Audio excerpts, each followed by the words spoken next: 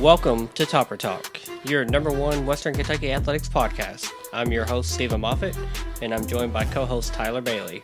Hilltopper Nation, whether it's happening on the hill or on the road, grab those red towels, stand up and cheer, because it's up next on Topper Talk. Welcome back, and thank you for downloading and listening to another episode. As always, follow us on Twitter and Instagram at Topper_Talk. Slide over to our YouTube channel, give us a follow over there at Topper Talk Podcast. Ton of awesome videos, a lot of good interviews, and obviously every new episode that we put up is there on YouTube. So give us a follow, share those links, tell a friend, let people know about what we're doing, because we're spreading the word and the news about everything going on in WKU sports. As always, got Tyler here with me, man. Tyler, we've got a big episode, a lot to talk about. You ready to jump in? Yeah, man, it's going to be a great episode tonight. Now, this podcast is sponsored by the Fireman Moving Company. They are the official moving company of WKU Athletics. Not only can they be trusted to move all the coaches in and out of Western, but they can move you anywhere nationwide. The Fireman Moving Company is owned and operated by the firemen and is founded by WKU alumni. If you are looking to move sometime soon, give them a call at 270-791-1755 and get yourself a free quote. Again, every episode, I will say it, that will be the best decision and best call you make if you do have moving needs, big or small, near or far. Give them a call. Now, before we jump into the main part of this episode, which is recapping the New Mexico State football game, and then we're going to preview the Sam Houston State game. We got a lot of other sports to catch up on since our last recording, so we're going to jump into the Red Towel wrap-up now and catch up on everything we've missed. So, Tyler, hit us with that Red Towel wrap-up. All right, well, we're going to jump in first to the men's basketball game against Wichita State, which they lost 61-71. I feel like they could have won that game. This was a game that I wish we could have back, because the 3-point streak died. Sadly, RIP. But we're on streak number 1 so far. As this last Murray State game, we also, surprisingly, we only had 7 turnovers versus Wichita State's 19, which is something I don't think we ever saw under the last coach's tenure. And if it did happen, I just completely missed it. But, Moff, what were some of your thoughts about the Wichita State game? Yeah, that was kind of our first big test of the season. Obviously, Kentucky Wesleyan was just kind of a tune-up game for us. Mm-hmm. Really liked what we saw in that game, the defensive intensity and effort, and just the rotation of players. We're playing 9 or 10 guys. And then that game at Wichita State, it was on the road. Winning on the road is always hard. We went into halftime with the lead, and they ended up pulling away and winning that ball game by 8-9 points, I think it was. But even though we couldn't hit the broadside of the barn, we couldn't have jumped out of a boat and hit water in the middle of a lake. But that defensive effort and just the way we played and stayed in that ball game, even not hitting shots, is really impressive to me. I mean, the defensive effort is better than we've seen in years on any WKU basketball team. Rick Stansbury, Ray Harper, Kim McDonald, go back to, probably Felton, back in the early 2000s. We haven't had a defensive team that tough, that deep. So I'm excited. I thought after the KWC game that defense would keep us in a lot of games, and I still think that. I think that the 3-point streak was a little overhyped. It was a cool stat. And in today's college basketball game and basketball in general, you have to be able to shoot the 3. But I think most of the looks we had in that game were good, clean looks. I don't think we were forcing shots like I've seen us do in the past. Most of them were in rhythm, in the offense, in the flow. 2 or 3 of them, maybe bad shots. And then obviously towards the end of the game, we're down and we need to start shooting a little bit more. None of them fell. It happens. We'll talk about the other game earlier this week where a few of them did drop, but I was impressed with the way we played at Wichita State, even in a loss. So good game. And to just harp on that one more time, you said we couldn't hit the broadside of a barn. Well, from, shooting, we was only shooting like 28, 29%. And to still lose by 10, to me, I mean, that's pretty good. Normally, if a team shoots 20-some% and 0% from threes, you're normally getting blown out. So that's a testament to this team's defense. I'm really high on this team and their defense, and I'm just pleased as I'll get at with this team. But moving on, because we got a lot more other stuff to discuss. Also on 11-9, the volleyball team played MTSU and swept them 3-0. On 11-10, the volleyball team had a rematch against MTSU and still whooped them 3-1. Women's basketball, they played Southern Utah and got a victory there, 76-62. On 11-13, women's basketball played Cornell and beat them 62-56. Then the game we talked about earlier, men's basketball played Murray State and won there 86-81. I tried to listen to it. It was loud at work. I couldn't get much. I was missing a part of it, so I'm going to punt it to you since you was there, and I want you to discuss the game a little bit. Yeah, I made the trip. It kind of came together last minute. Me and some friends decided, hey, let's go. Let's go. Murray's about a 2-hour drive here from Bowling Green. So we made the trip, went down there. I hadn't been there in probably 20 years. Sat right behind the bench, had a good contingent of WKU fans there. Their arena really reminds me of Middles. It's not great. I mean, it's not terrible, but it's not great either. They had made some upgrades to it in the last couple of years to make it a little bit nicer, flashier. But really, they're just dressing up a turd at the end of the day. But it was nice to go down there. It was a tough game. Obviously, there was a very big foul discrepancy there early in the game in the first half. They were living at the free throw line. All their points for Murray were coming from the free throw line, and we still went into half up, 9, I think it was.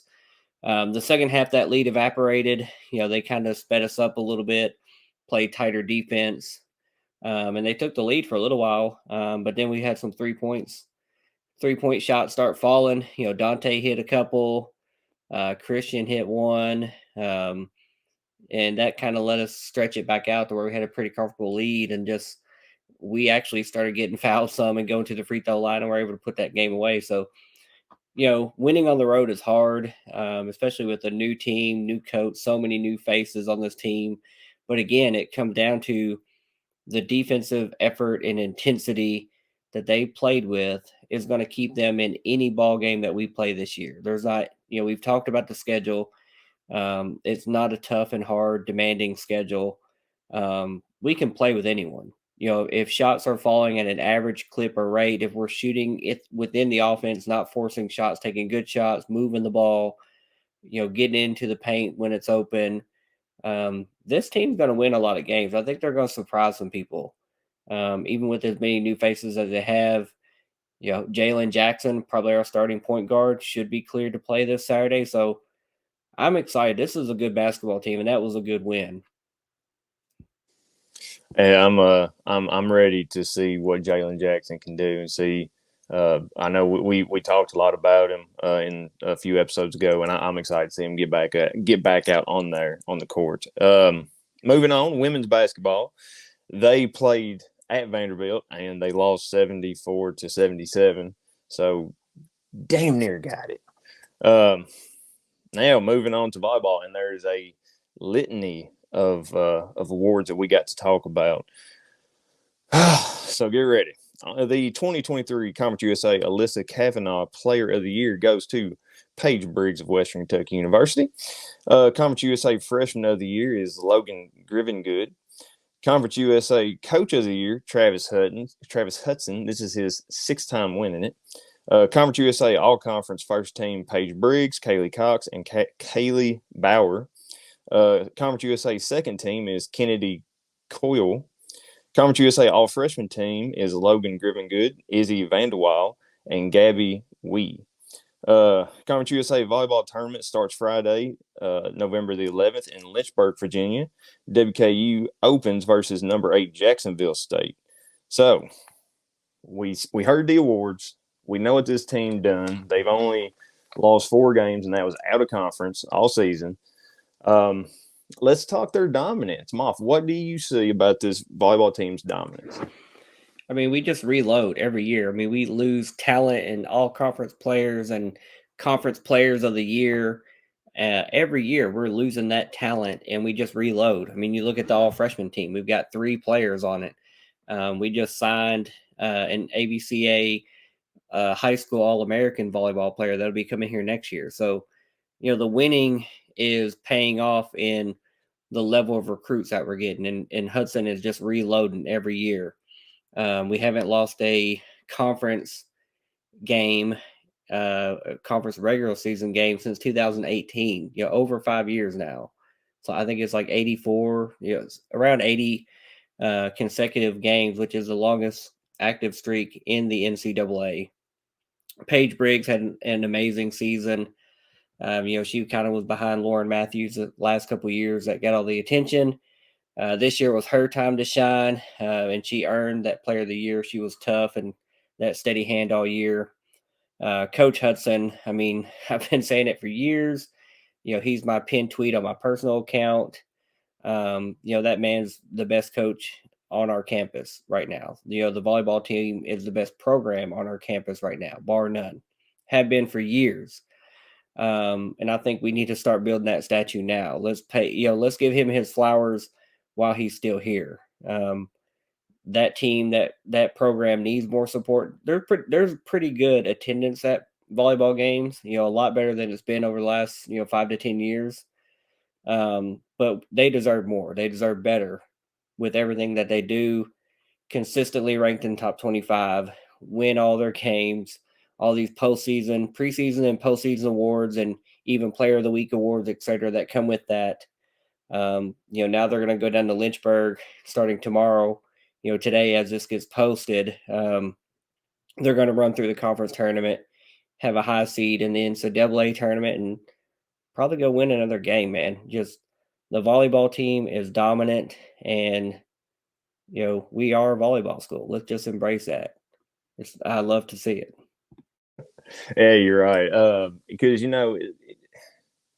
a team that's constantly ranked definitely deserves a lot of attention, a lot of support, and a lot of fan base. And I know the last few years we've been playing UK in the NCAA tournament there. They typically, that's been our bugaboo, if you want to say that. But hey, I think this year if we see them in the NCAA tournament, I think it's going to be a victory for the Tops, and Big Red's going to be moving on down that bracket. But that is all I have for the Red Towel wrap up. Moff, back to you.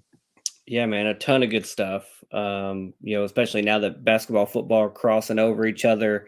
There's going to be a lot of stuff to talk about for the next few weeks as both men's and women's basketball are playing. Football's still playing. They've got at least a few more games in their tank before the season's over. So we're going to be having a lot to talk about in those Red Towel wrap ups. Get into the main part of our segment now. We are going to recap the homecoming game versus New Mexico State this past Saturday. Obviously, it was a little bit of a later homecoming than what we've had in most of the decade.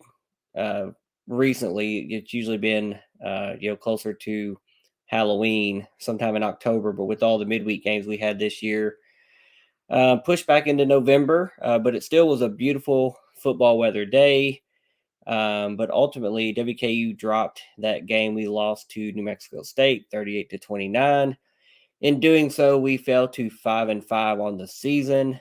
We are eliminated from Conference USA Championship game contention. And now we've got 2 games left on the schedule to attempt to secure bowl eligibility. Now, the pregame atmosphere was fun. South Lawn was packed out. The tailgating scene was just awesome. It was sunny. It was nice. It wasn't cold outside. We had some huge alumni visitors were on campus. Courtney Lee was here, got inducted to the Hall of Fame at Western. Jeremy Evans was here, Ty Rogers, Mike Wells, among others. But just some of those from kind of my era when I came to Western, those were just basketball players that I really enjoyed watching. It was cool to get to catch up with them, see them at tailgating, catch them around the game down in the tents. The game itself, we had a pretty good attendance, compared to what we normally see in these late season games. Usually it really starts to trickle off to where there's not hardly anybody there. But we had an announced crowd of 16,319 people, which is good for 69% capacity, which is pretty nice. Now, Tyler, I know you had to work. You didn't get to go, but did you get to watch and or listen to the game? And I guess just what's your thoughts on how the game played out of what you did get to see or watch? Well, I did get to watch and listen to 98% of it. I didn't get to listen to the very end of it when I missed the Austin Reed interception, which we'll talk about in just a little bit. But no, I started out like gangbusters. Elijah Young catching that ball and going 70-something yards, score the first touchdown. I mean, we were rolling. The offense was doing good. Defense was holding them. And then just that second half rolled around really just slowed down. I think in the second half we only had like 80-something yards passing and 82 yards rushing, or it could have been 90 yards passing, 82 yards rushing. Anyway, it wasn't good for the second half. But I mean, at the first half, I had no complaints. I was cheering. I was excited watching it on ESPN Plus and listening to Randy Lee call the game. And then the second half came around. And that long agony, drawn out, just death of any, I guess, happiness once that final whistle blew. Yeah, I guess in my opinion, the game was kind of a microcosm of our whole season. I mean, it was what we have been all season, which is inconsistent. We haven't been able to put together a whole game yet. Now through 10 games, we'll play one good half and then disappear. We played a good first quarter, disappeared for most of the second quarter until seconds left in the half before we threw that touchdown to Craig Burt. The whole second half, we didn't score until a minute and a half left to Malachi Corley. So, we were in the driver's seat, win that game, and we likely punch our ticket to go into the conference championship game versus Liberty at Liberty, but we lost. We couldn't overcome ourselves basically, and now we're out of contention for that. We can still make it to a bowl game. We still want to play in the postseason. We don't want to just give up on this season, but the bigger goal is now off the table, winning the conference championship or even just playing in the game. So now we're looking to a bowl game and, honoring these seniors here at senior night coming up. Now, offensively, WKU was led by Austin Reed. He had 270 yards passing with 3 touchdowns, and he did have that one costly pick 6 interception. So I guess apparently New Mexico State does have a ball hawk, at least one on their team. Is that right, Tyler? Yeah, and I was made aware of that by one of their coaches. Surprised me because, like I said, I missed that on the radio and on TV. So, surprise, I got shown. I had to eat crow there on Twitter. Yeah. Yeah, definitely. Thanks for listening, Coach Odom from New Mexico State, cornerback, defensive back coach. Hey, you got a ball hawk. He took one to the house. He made a play. Elijah Young was our leading rusher. He had 14 carries for 80 yards. And he also was our leading receiver with 3 catches for 84 yards and 1 touchdown on that opening drive, which was a beautiful play. Hey, we dumped it off over the middle. He did the rest, got that yak. It's amazing what happens when you use the middle of the field. Now, the offense, like you said, we started fast. We went up 14-0 early in the game. And then we didn't score again until just before half, like I mentioned earlier, on that beautiful catch in the back of the end zone by Craig Burt Jr. One-handed, went up and made, probably his best catch of the year. And then the second half was, I'd say, a stinker. Kind of what we've done most of the season, inconsistent, punting the ball a lot, not sustaining or finishing drives, putting points on the board until there was a minute 30 left in the game, and we were on desperation comeback mode. Austin Reed did throw a touchdown to Malachi Corley. But just overall disappointing game. Obviously 29 points. We lose by 9. Offense just didn't get it done for us. Tyler, how'd the WKU offense look to you versus New Mexico State? Well, in the first half, Austin Reed was 10 of 18, passing for 176 yards, and we had 85 yards rushing, which I alluded to earlier. And we ended up getting 21 points. In the second half, we had 94 yards passing and 82 yards rushing. And this offense, like I said, in the first half, rolling, was doing good. Second half, late a turd. And I guess one of the things that infuriated me was whenever I think it was in the third quarter, 2 New Mexico State penalties, guys on the 5-yard line, right? And Reed overthrew one receiver, just threw the ball away on second and goal, which I thought he could have ran it in, or maybe that was third and goal when I thought he could have ran it in. It looked like all he had to do was just go for it and dive. I guess he wasn't feeling it, or he didn't see it like I did. And then we settled for a field goal, which shanked wide right, which we will talk about later. But like I said, Marquis Steps had 8 carries, 34 yards, and 1 catch for 26 yards. River Helms, I ain't heard no news about him, but I know he had 1 catch for 12 yards, and then he landed on his back, or he landed weird or got hit, and he got taken off the field, and he never came back. I hope that he is okay, and I hope I see him on the field on Saturday. Like I said, Easton Messer, 2 catches for 28 yards. Craig Burt with that one hand grab touchdown. Awesome. I know. I do think the offense could have been a lot better. Of course, like you said, that's a microcosm of what we've seen all season in the second half or the first half. We do good. Second half, we just lay an egg. So, yeah. Now, defensively, we were led by Desmond Baker. He had 7 tackles. Kendrick Simpkins added 6. We did not record any sacks in this game, and we only had 3 tackles for loss. We knew Diego Pavia there was going to be tough to bring down. He was mobile, and that ultimately ended up being true. No sacks, only 3 tackles for loss. And quite frankly, the New Mexico State offense was able to run the ball kind of at their will, at their leisure, kind of what we've seen all season.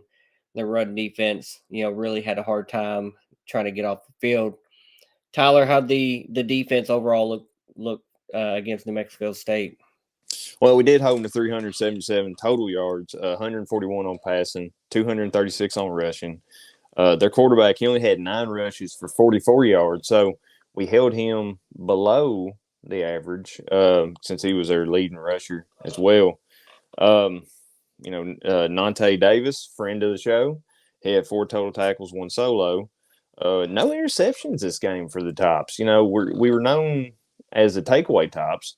In the last few games, we had maybe 1 or 2. We really ain't been really stacking them up. And I know on the radio and on the TV they talk about how the defensive coordinator, he's always like, you need to have a total of 9 takeaways or 9 punches for the Tops to win. And I guess we just ain't been landing them 9 punches. But no, yeah, it could have been better, especially run defense. But I mean, when your offense can't rightly score, your defense is out there a long time, which we'll get into later whenever we talk about the key indicators of the game. Yeah, and usually we don't spend a whole lot of time talking about our special teams because usually those guys are kind of the most consistent group and they usually just do their job and there's not a lot to talk about there. But this game, we found out real quick pregame. We saw that Tom Ellard was not dressed. He wasn't in pads. He wasn't on the field warming up. And we had Corey Munson out there warming up punting. We did allude to that possibility. There was some whispers out there that leading up to the game that there may be a change in that area. And ultimately, it ended up coming to fruition. Saw that during player warmups. Corey Munson ended up being our starting punter in this game. And they announced that as Tom Ellard was dealing with a personal matter. So Not sure how long that's going to last, but we did see Munson in the game. He had 3 punts for a total of 90 yards, and that is a 30-yard average. So well below, that 40 plus that we're used to when Tom's out there. And then, our other kicker, Mr. Lucas Canero, had been automatic for most of the season. He had one miss earlier this season. Missed both of his field goal opportunities in this game, was over 2 field goals. He was 3 out of 3 extra points, but we left points off the board through his leg. And then lastly, Easton Messer, kick returner. He had 5 kick returns on the game for 102 yards, good for a 20.4 yard average on the return. So just a mixed bag there. Just not good, just stuff that, usually we don't have to worry about. But, when you leave points off the board and then obviously those shorter punts as field position, all those things definitely came into play in how this game turned out. So I guess, Tyler, what about the special teams and just all these changes and adversity that, pile it on? We've been doing it all year. Here's a little bit more to deal with. Wasn't really nothing special about this team, this special teams group. I don't know if it. I know Taggart's boy was a holder during the field goals. I don't know if he had laces in, if he didn't have the laces out, but it was just mind-boggling to see Lucas Canario shank one wide right, and I think both of them went wide right, or missed 2. Especially one that's supposed to be a chip shot. It was only like 20 some yards, like 23 yards, and just shank it. I mean, that when I saw that second missed kick, I was like, we're going to lose this game. I could just feel that. Even watching on TV, I just thought that, New Mexico State had all the momentum. Our team just didn't. It was. Gosh, I'm still thinking about that whenever I was watching it, and I was like, damn, how? But Corey Munson, I mean, I'm sure he don't get many snaps at being a punter. He can only hopefully go up from a 30-yard average. Let's hope he can. If not, I mean, heck. And going back, I know Lucas Canario's kicking himself. I heard it on the radio. He was, he had his head down. You could see him being defeated after he missed that second kick. And I do feel sorry for the kid, but dude, that's your job. That's your one job, is to make sure you kick them field goals. So hopefully learn from this, move forward. Don't do it next game versus Sam Houston State or later versus FIU. Easton Messer, I wish he could have ran one back to pay dirt on for the kickoff, but I'll take the 24 yards as long as I guess that's all I got to say about that. I'll take the 24 yards, 24.1. I'll take it. Yeah, now we're going to jump into those key indicators that you alluded to earlier. Now, usually these kind of paint the picture of what happened in the game and kind of tell you why you won or lost. But a little bit of a mixed bag here. So jumping into those, WKU outgained New Mexico State 437 yards to 377. WKU had 26 first downs compared to only 21 for New Mexico State. We were 5 out of 12 on third down, and we were 2 out of 2 on fourth down conversions. New Mexico State was 5 out of 11 on third down, and they were also 2 out of 2 on fourth down. One of the difference makers in this game, WKU had 1 turnover, that pick six that read through to their ball hawk, while New Mexico State had 0. So that's a big turnaround for us. Giving up 7 there, plus the 6 points from field goals we left off the board. Big flip in this game for us. Now, time of possession, WKU had the ball for 27 minutes and 5 seconds. New Mexico State had the ball for 32 minutes and 55 seconds. On paper, just looking at the stats, if you didn't watch the game, didn't know who won, lost, whatever, this looks like a really close game that, quite frankly, probably should have leaned our way if you look at yards, first downs, third down conversions, one turnover, usually a one turnover differential you can live with. Um, but when the one turnover was a pick six plus those two field goals, that 13-point swing, ended up quite frankly being the difference in this ball game. We lost by 9. We needed every bit of that. If we had a turnover and we held them from scoring or just held them to a field goal, plus had the two that we missed, this is a win for us, which we needed. And we should be a ball team that doesn't have to pitch a perfect game to win these type of games. But this year, that there's a thin line between winning and losing. I heard a coach somewhere say that before. There's a thin line, and we were towing that thin line, and then a turnover and some missed field goals. That thin line turned into a loss. So let's jump into some grades. Tyler, what do you got for the offense versus New Mexico State?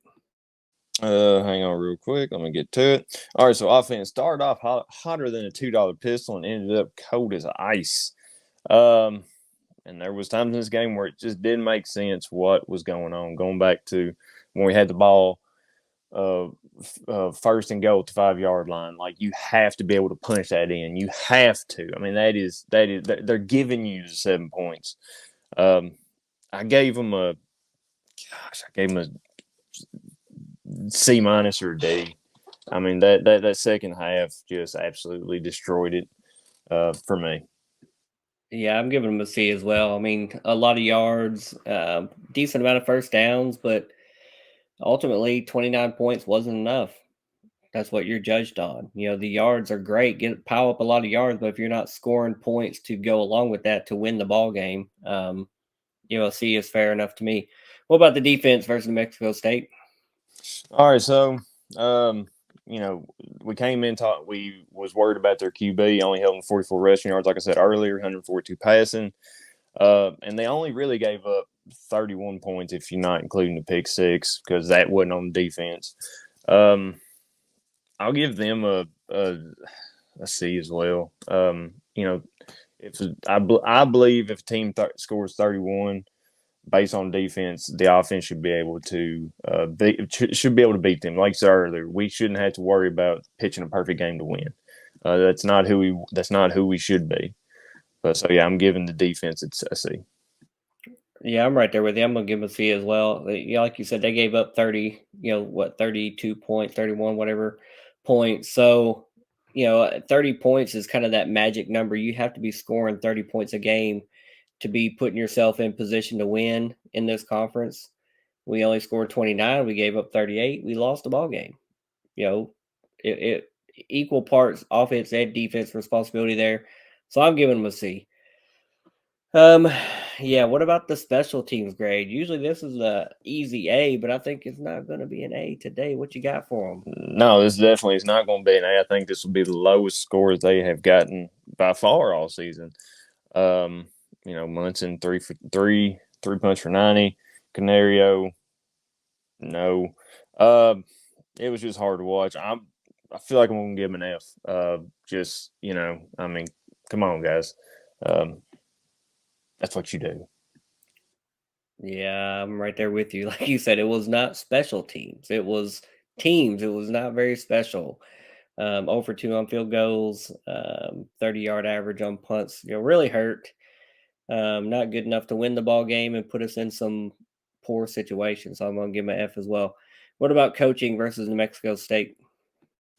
So these guys, the coaches, first half they were making good calls.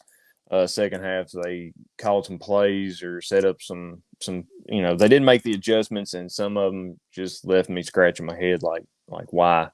So I'm gonna give them I feel like a D for the coaching. Yeah, I mean, I'm just going to give them a C, an average game. I mean, they have to put our players, our teams in the best position to be successful and win the game. And, it does come down to execution in a lot of ways, the punting and the field goal kicking, etc. But not scoring more than 29 points. Like you said, the first and goal on the 5 and not coming away with points, like those things ultimately in this type of ball game, come back to haunt you. And at homecoming, with conference championship implications on the line, we just didn't get it done. So, a C is more than generous, in my opinion. What about the fans and the atmosphere? 16,000 plus announced, good tailgating scene. What do you give the fans and atmosphere for the game? I like the number 16,000 there. I wish it could have been a little bit more. It was a beautiful November day. I had friends there at tailgate, and they said it was awesome. They had a blast. I'm gonna give it an A for the fans and atmosphere. Yeah, it was good. I mean, it was right up there with one of the better atmospheres we've had this year. I mean, Houston Christian had a good one. The USF game, it was blistering hot outside. This was kind of a perfect weather game. Wasn't too cool, wasn't too hot. It was homecoming, great tailgating, great atmosphere, good vibes. Leading right up to kickoff. So I'm right there with you. The crowd was pretty good. I'd love to see pushing 20,000. I'd love to see that consistently, especially on that type of a perfect day, homecoming, that much on the line. But I'm glad it wasn't closer to 10 to 12,000 like we've seen in past years. Once the season is trickling down, it's getting cooler into November. People start shifting to basketball, whatever that focus is or reasons is.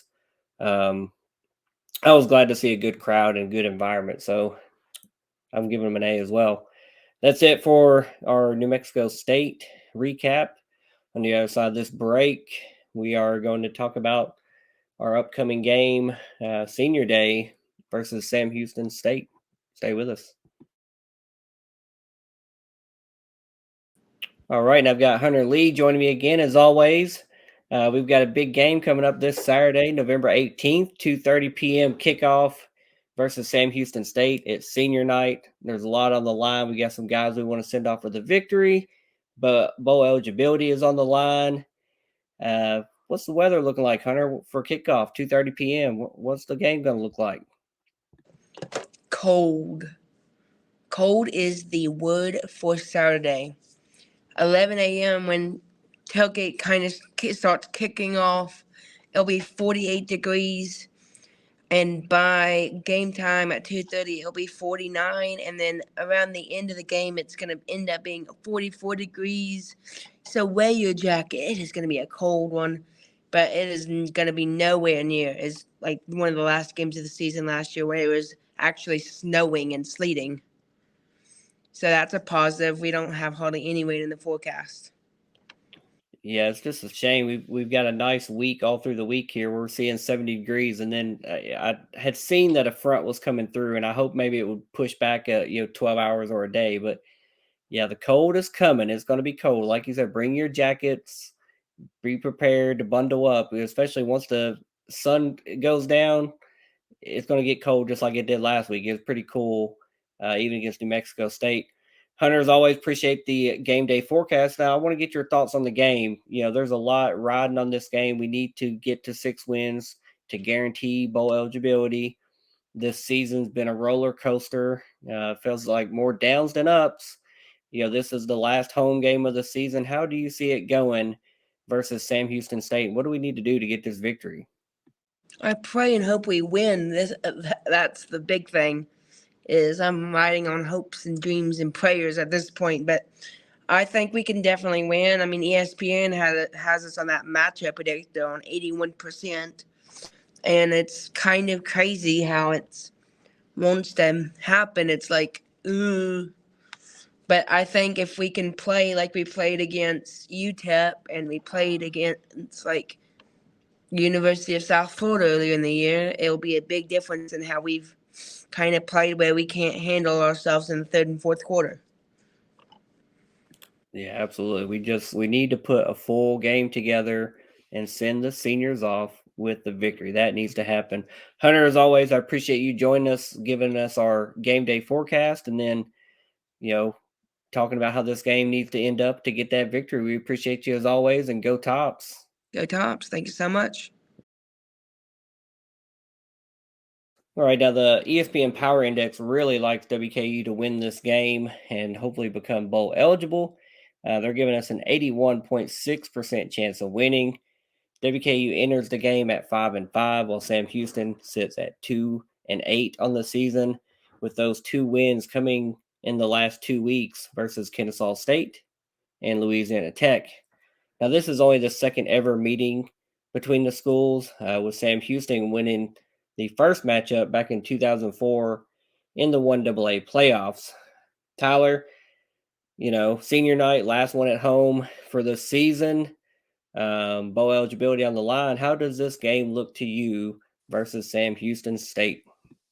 Well, I hope the seniors come out ready to play, and I hope the underclassmen come out ready to support the seniors and send them off with a win.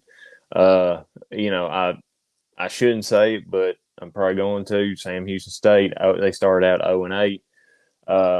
Like I said, won the last 2.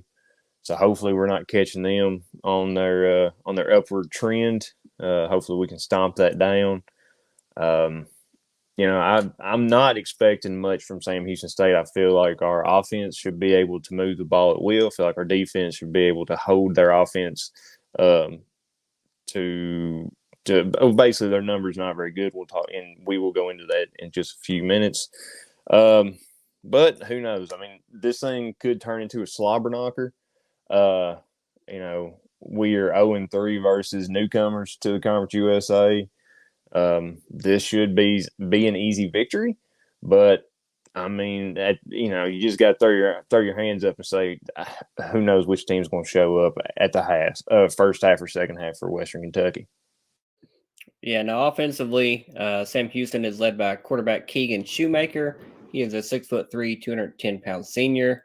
He has completed 208 out of 326 passes. That's good for 63.8% completion percentage. He has 2,038 yards with 14 touchdowns and 8 interceptions on the year. Their leading running back is John Gentry. He is a 5'11", 205-pound running back. He has 283 yards and 1 touchdown on 87 carries. And their leading receiver is Noah Smith. He's a 5'10", 190-pound junior. He has 67 catches for 660 yards with 5 touchdowns on the season. Now, the offense hasn't scored a whole lot of points this year, especially during that 0-8 start to the season. Now, the last couple of weeks, they've kind of started to find their groove, put some points on the board, and turn that into some victories, as the season's coming down to the end here. So, Tyler, how does the Sam Houston offense look to you on paper? Well, their offense has also given up 17. Shoemaker has 14 sacks and he's thrown 8 interceptions. This team has together thrown 9 interceptions, and I believe they've given up 17 sacks. From what I've seen, this team does favor the pass over the run. So, maybe we'll have a little reprieve, if you would, from just getting gashed by the run.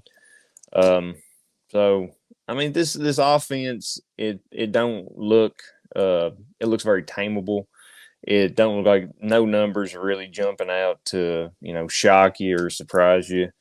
I feel like our defense should, like I said earlier, I feel like our defense should be able to handle them with ease. Shoemaker, I believe he is the second leading rusher on the team, second or third. I believe it's second. Yeah, he is, with 76 carries for 214 yards. I just don't, nothing from this offense. And please don't come back and bite me in the butt. Nothing from this offense really scares me as a Western fan. So yeah, let's move on to the defense now. Yeah, you hear that, Sam Houston coaches? Now, their defense, they're led by Trevor Williams. He is a 5'9", 210-pound senior. He has 109 total tackles on the year. 70 of those are solo. He has 1 sack, 1 forced fumble, and 1 interception on the season. So a little bit of everything. He can do it all. They got a couple guys that get to the quarterback, have some sacks. One of those is linebacker Isaiah Nixon. He has 4 sacks on the season. And then they have defensive lineman Chris Scott that has 3 sacks on the season. Now, they only have 6 interceptions on the year, and defensive back DeMarcus Crosby has half of those with 3. So, do they have a ball hawk, Tyler? How does this defense look to you on paper? I'm gonna say they have more of a ball hawk than New Mexico State does. You hear me, You hear me, Odom? I said it. Sam Houston State, more ball hawks than New Mexico State. Get over it, buddy. But no, this this Sam Houston defense, they have 9 forced fumbles. They have recovered 6. And like you said earlier, they have 12 sacks. Jordan Morris, he has 14 total tackles and 1 NIT as well. And also Isaiah Nixon, he is one of the forced fumbles. I feel like we've ran into tougher defenses. Gosh, why do I keep doing that to myself? I'm glutton for punishment. But I feel like our offense should be able to get past them. Should be able to. Austin Reed shouldn't really have no trouble. I think we faced a tougher defensive front and pressure from New Mexico State. Austin Reed didn't have no sacks. He was kept clean. And our team just ain't our offensive line ain't really giving up many sacks this season. So I have no reason to believe that Sam Houston State's going to just magically drink the magical juice like in Space Jams and just be the headhunter that no other team really this season has been except for maybe Ohio State or Troy. So no, I think our offense should be able to handle Sam Houston State's defense with these. Except maybe look out for the ball hawks and interceptions this week. Yeah, now let's jump into our keys to victory. What's going to be your first key to victory to beat this Sam Houston team on senior night and become bowl eligible? I'm going to say get them under pressure. Get Sam Houston State to either throw interceptions or to really just force fumbles from them. I mean, we are the takeaway tops. It's time we get back on board with that brand. Yeah, I'm gonna look at the special teams guys, kicker and punter. I think we don't need to be if it's Munson punting again, he doesn't need to have a 45-yard average, but he's got to have more than 30. He's got to get it across midfield. If he's backed up to the 30-40, he's got to get it across midfield and at least push him back a little bit. Lucas has got to get back to split those uprights. We need all the points. If this does happen to be a close game for some reason, that we hope it isn't, that the field position and every point that we can possibly get in field goals is going to be important. So special teams needs to be special this week. We need them to just do what they've been doing all year and get back to being consistent and earning that A. What's your second key? Don't let their running backs or quarterback have a rushing day against us. Have a record rushing day against us. I said earlier, I feel like they favor the pass over the run. Their run attack really doesn't frighten me. So make sure they don't look like a Heisman Trophy candidate at the end of the game. Yeah, my second key is going to be your first key. That's get back to forcing turnovers. When this defense plays with juice and is just out there making plays, being ball hawks that we've been, the last several years, we've been near the national lead in turnovers and turnover margin. And usually that correlates with wins and losses. If you're forcing turnovers and not giving the ball up, you're winning more games than you're going to lose. So, we were at -1 last game and we lost. Would it have been different without that pick six? I'd say it would have been. Maybe not a victory necessarily, but it would have been a lot closer.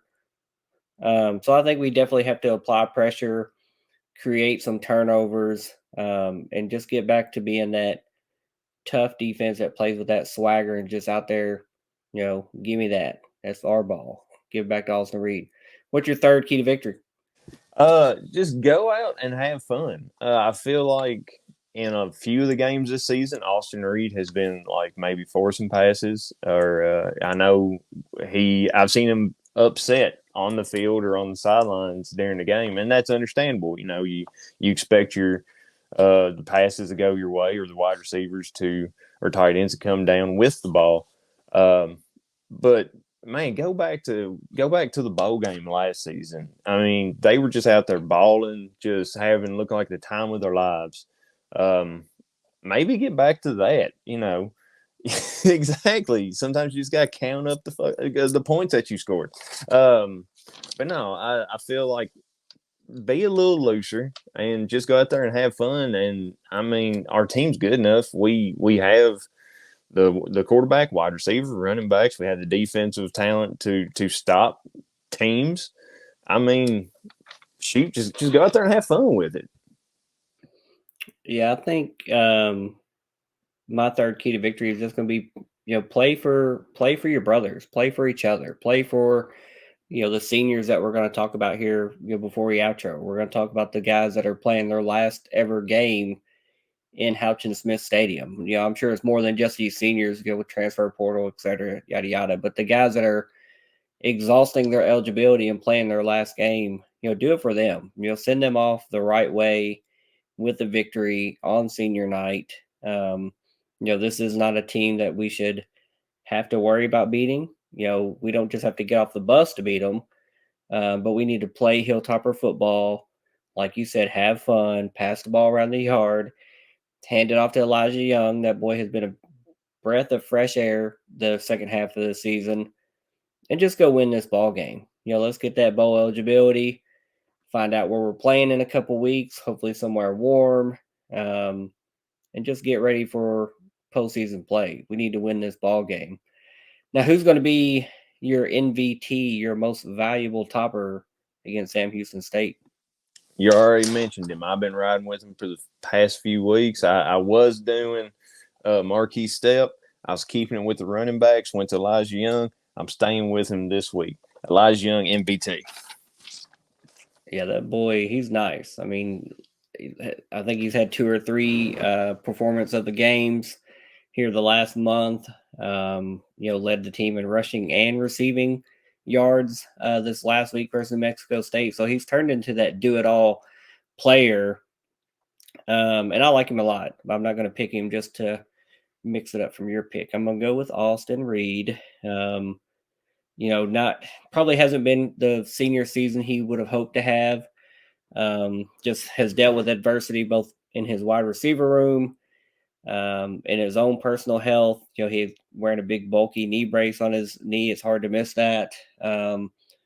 Season wins and losses probably hasn't gone exactly how he'd like to, but this is the last one in the house for him. And he is a Hilltopper. I know he transferred here from West Florida, but he's a Hilltopper through and through.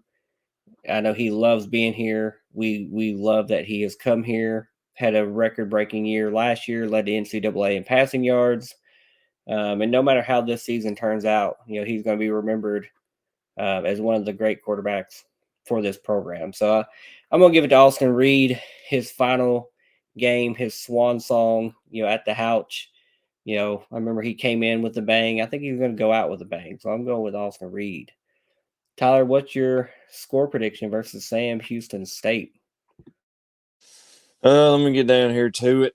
I'm probably going to not go with it, but we'll see. I think the last few weeks I've been calling them a little bit closer, and we've been getting beat. So I'm going to go with this one. WKU 45, Sam Houston State 24. So a good easy victory. We cover the spread because the best teams cover the spread.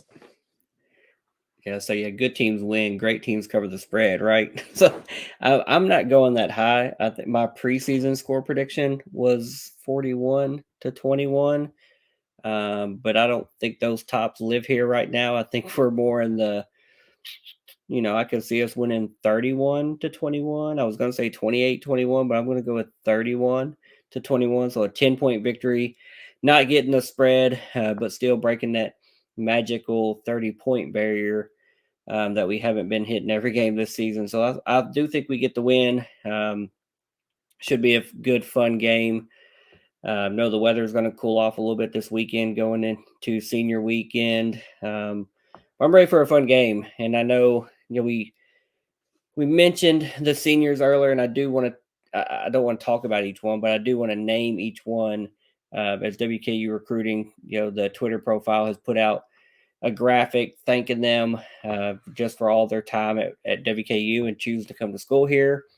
And obviously their last year of eligibility being played here. So I'm going to name them all. We have Tyrese Black, Craig Burt, Nico Cooper, Malachi Corley, Nante Davis, Wes Dorsey, Davion Irvin Poindexter, Darian Goodrum, Corey Munson, Austin Reed, Blue Smith, TJ Springer, Marquise Stepp, Bryson Washington, Rome Weber, Davion Williams, and Tacove Williams. So I just really want to recognize each of those guys. I'll be there for the pregame senior festivities. It's kind of a bittersweet part of every season.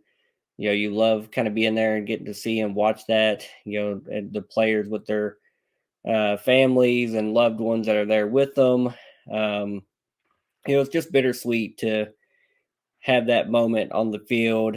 And I'm really proud of each and every one of them, all the contributions they made to the program, to the team, wins that we've had along the years. Several transfers in there. They may not have started at Western, but they're ending at Western.